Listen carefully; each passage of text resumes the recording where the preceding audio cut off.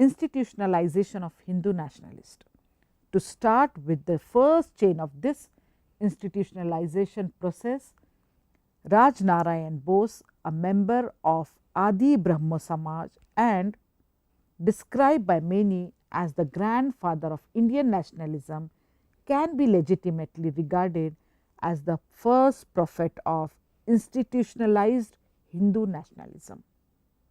In 1866, he founded in Midnapur a society for the promotion of national feeling among the educated natives of Bengal.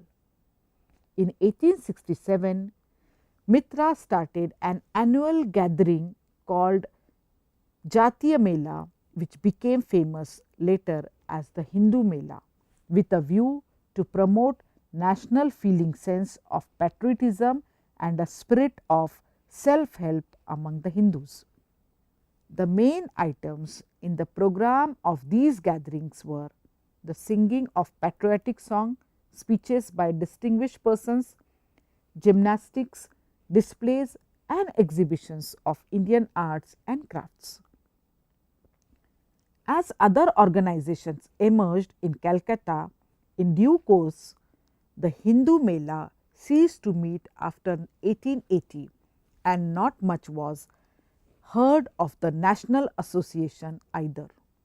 But some persons of repute continued to uphold the view in Bengal even after the foundation of the Indian National Congress that while the latter be supported Hindus, since they formed a nation by themselves, must also have their own political organization.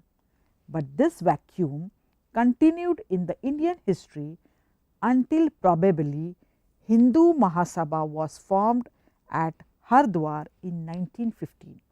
Although Hindu nationalism got its manifestation in independent charismatic leadership of Lal, Bal and Pal, but neither of them tried to institutionalize Hindu nationalism outside Congress to any great effect. Efforts at institutionalizing Hinduism in a political format were not confined to Bengal only, but a series of such organizations cropped up simultaneously at various parts of the country. A Hindu Sabha, for instance, was founded in Madras in 1881. For over 2 decades, several Hindu leaders of the Congress attended the annual session of the Mahasabha without necessarily subscribing fully to its ideology or program. Such association continued till 1937, when it was formally banned by the Congress. The elections of 1937 marked the emergence of the Congress as a powerful parliamentary organization as well as a mass based party, completely eclipsing the Hindu sectional organization like the Mahasabha. But instead of being discouraged, the latter under the leadership of ex-revolutionary V.D. Savarkar now acquired a much more strident tone, basing itself openly on Hindu nationalism and strongly opposing any concession to Muslim at the cost of what he called Hindu interests. Thus, at the annual session of Mahasabha at Ahmedabad in 1937, Savarkar declared in course of his presidential address that Hindus were bound and marked out as a nation by themselves, and that all the various tests of nationhood such as country, race and language entitled the Hindus to claim nationhood by themselves much more than many other nations. Tracing the history of India since time immemorial, he asserted that ever since the Vedic ages, for some 5,000 years at least in the past, our forefathers had been shaping the formation of our people into a religious, racial, cultural and political unit. No other nation in the world, excepting perhaps the Chinese, can claim a continuity of life and growth unbroken as our Hindu nation does. The Hindu nation is not a mushroom growth. In the background of the above mentioned, we can reflect upon the circumstances right from the mid 19th century that created the fertile ground for Hindu nationalism to prosper and which culminated the writings and movements of Savarkar and Golwalkar.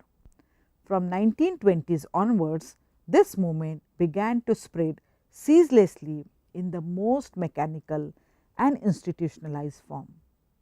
In the face of the Gandhian secular tolerant establishment militant, Hinduism was able to maintain its separate identity and mobilize its forces by recreating its own ethnic cultural army for among the middle class Hindu youths.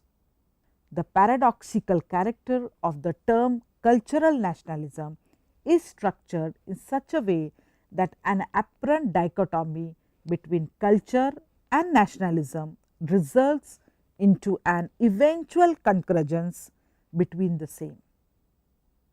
I conclude, India is a multicultural and multi-religious country.